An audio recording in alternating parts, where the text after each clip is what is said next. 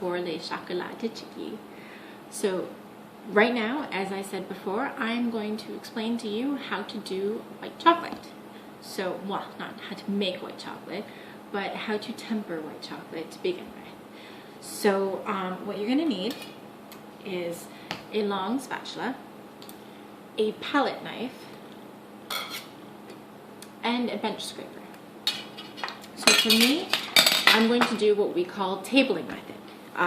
Here at home, I have these beautiful, beautiful quartz countertops, and they're cool enough because of the air conditioning that I have going that they will properly temper my chocolate. Okay?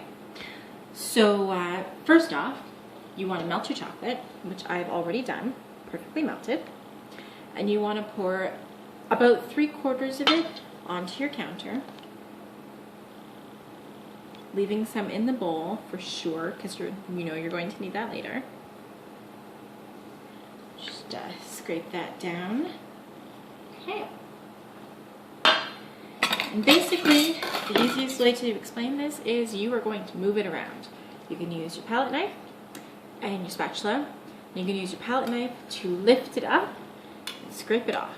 And you're constantly going to lift and scrape, and you're going to just move it around the counter constantly. All you want to do is move it so it cools down. That's all you're going to do. I have a tendency of moving it to the left and then moving around the table and doing it to the right. Basically, you just want to continue to move your chocolate to a new cooler spot on your counter. And as I said, I'm going to move around to the other side of the counter to just continue to push it around. All I'm doing, in case you're not seeing it, is pushing this, and I'm scraping it on the other side of my spatula. So you will constantly see the palette knife scraping against here. You want to do this, it could take a while depending on how cool your countertops are. If you don't have countertops, we in class used to use a marble slab that you can buy at, I found mine at France Decor, or I found one at France Decor. You can go to a quarry and ask. There's lots of places you can go to ask for a marble cutting board or a marble slab. They all work. You don't necessarily have to put them in the fridge ahead of time. It could cause your chocolate to seize up before it's ready, and it might not actually temper. It might just stick because it's going to be too cold. So you want to make sure it's been in a cool place, and it is cool but not freezing cold. So you're just moving it around over and over and over. Just making sure it moves around my counter.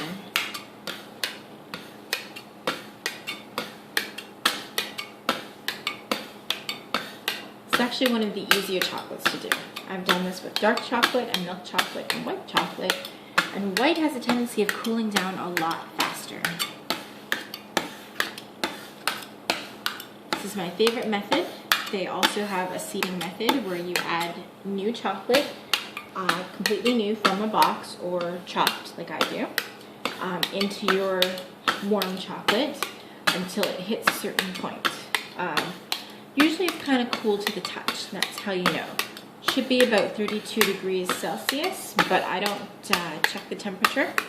I just do it. For me, it's starting to feel like it's getting there. So I'm just going to check the temperature with my finger. Nope, it's still warm, so it's not going to be ready yet. Just wipe my finger off and keep going. It does get thicker.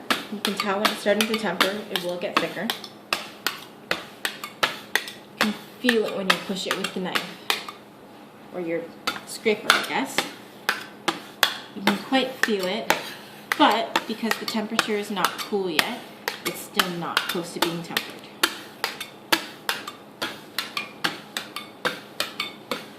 Just constantly move it around the table.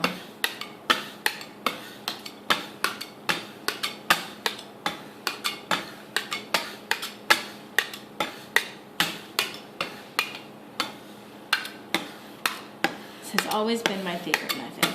In some jobs I've had, This was not a possibility because the counters were stainless steel and not cool enough at all. But here at home, we happen to have the quartz countertops, as I said, and it makes things really convenient. It's great for rolling out pie dough, and obviously it's great for tempering chocolate.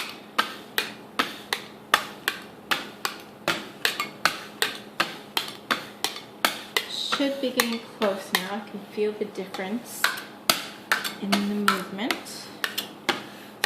Just move this to one other spot and check again. No, still warm. I was wrong. It's cooler on that side, so maybe it means that this side of my table is still too warm. I'm just going to move it. It might be out of your sight. Sorry for that. I do want a good product, so I have to move it around.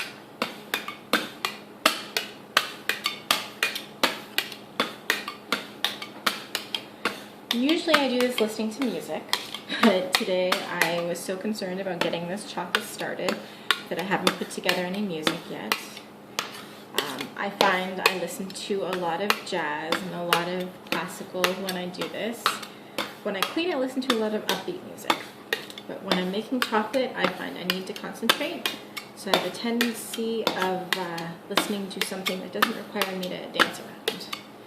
Because I do have a tendency to dance around my kitchen all the time. You can ask my boyfriend, happens all the time. You could even ask some of my previous coworkers. Always dance. Normally a very happy person. Chocolate will keep you that way.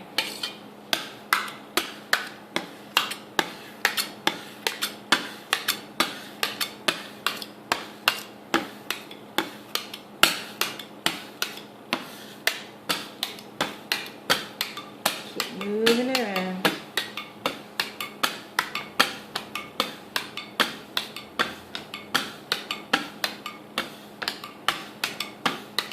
Don't worry that you get little lines of chocolate everywhere on your counter. It's going to happen.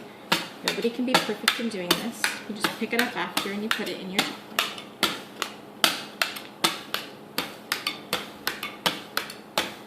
It's starting to get really thick. You can see the way it's sitting on top. It's getting there. This is a much, much faster way, excuse me, of doing this than seeding.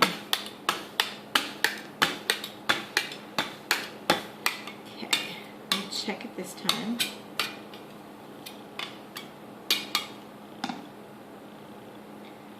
Nope, it's deceiving. Feels thick, but it's not cool enough. So I'll keep doing this. Moving it around.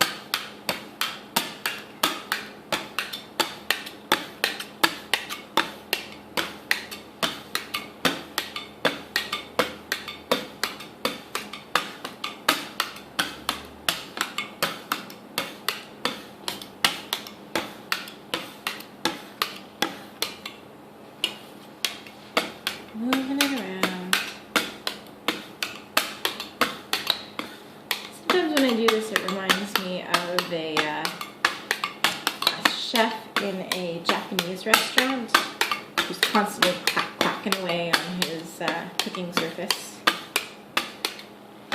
Oh, this is starting to look right.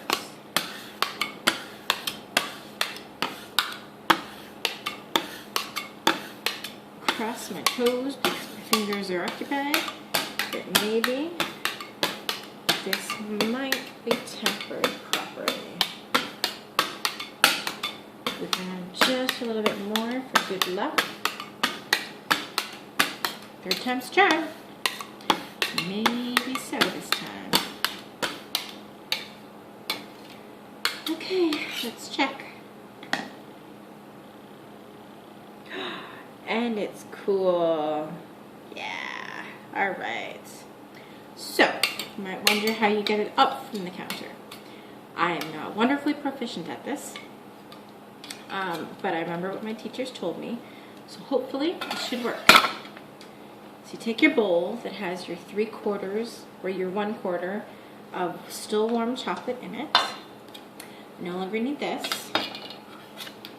I take my bench scraper. I take some and I lift it up, put my palette knife underneath it for support, and then just scrape it all off back into the bowl.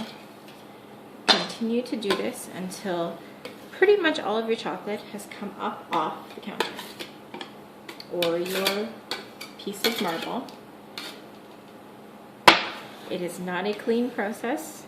I actually should have told you that I have this wonderful plastic apron that I normally wear, because I end up getting myself so covered in chocolate that it doesn't come out. I have so many stains on my clothes from chocolate. I've decided some days I decide to do this in my pajamas, and I can no longer wear those pajamas out to weekends away because they are completely stained with dark chocolate. Luckily, this is white chocolate. Less staining, although I am wearing black, so possibly more staining. And my teacher would say you have to do this quickly, but I've found for some reason here in my home, I don't have to do it nearly as quickly because my chocolate that's in my bowl is usually pretty warm still, so it doesn't completely seize on me. Okay, that's most of it. We do some cleaning of the table. Put this back in the bowl as quickly as we can. Okay, so now you just mix. You take what's still warm in there, mix it with what you've just tempered on your counter,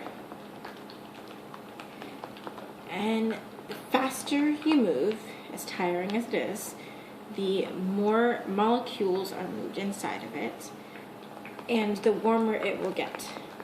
It doesn't always make much sense to me, but this is what I was taught, and it proves to be true.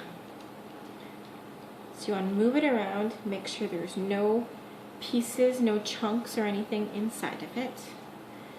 That would suck. Nobody wants a piece of chocolate that has a lumpy exterior unless it was meant to be lumpy in the first place. Just keep checking, make sure it's right.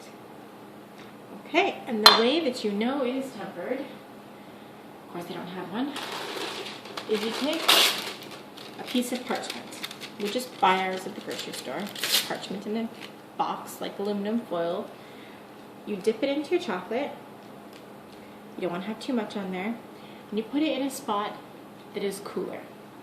Then you set a timer. Seeing as I'm using my phone that has my timer, I will use my oven for 2 minutes. And if in that 2 minutes your chocolate hardens, or I guess dries out on your piece of parchment, then you know that your chocolate is tempered. Doesn't this look delicious? Such amazing white chocolate. So there we go. For now, I will just keep mixing this until I know for a fact that my chocolate is tempered. Just in case, you never know, if you walk away from it, you could really seriously screw it up. Keep mixing and mixing. Just for the sake of it, you want to be sure it's going to be the best possible chocolate that you can make for your chocolates. You don't want anything to suck. At least I don't want anything to suck. It's looking good. Pretty happy with this. This is why my tabling method is actually faster. Seeding could take anywhere between 15 and 45 minutes depending on how warm it is around you and depending on how you do it. Whether you have big lumps in it still or you overshock it. Overshocking it was one of my problems. Right. Looks amazing. See, still 30 seconds before we know for a fact if it's done. Keep mixing it. The reason we put it on a towel is because there's a chance that the coolness of your counter can affect the bowl. Either the bowl will condensate, which water is bad for chocolate, or the table, because it's so cool, can affect the chocolate inside, which means you'll get a false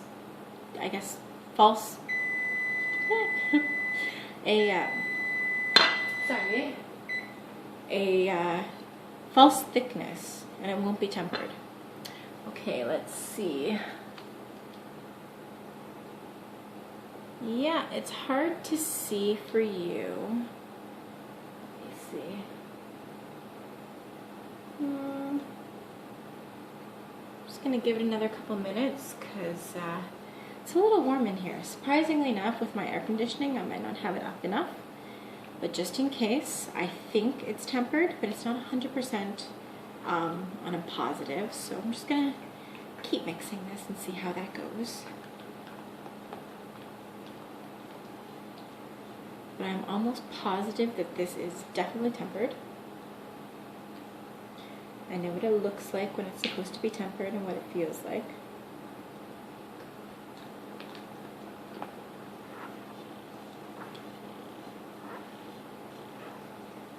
Right.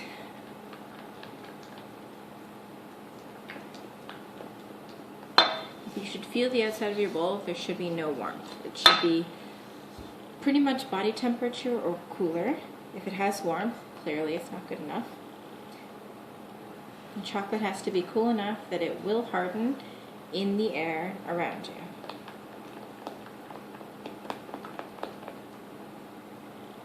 Okay, let's do another check.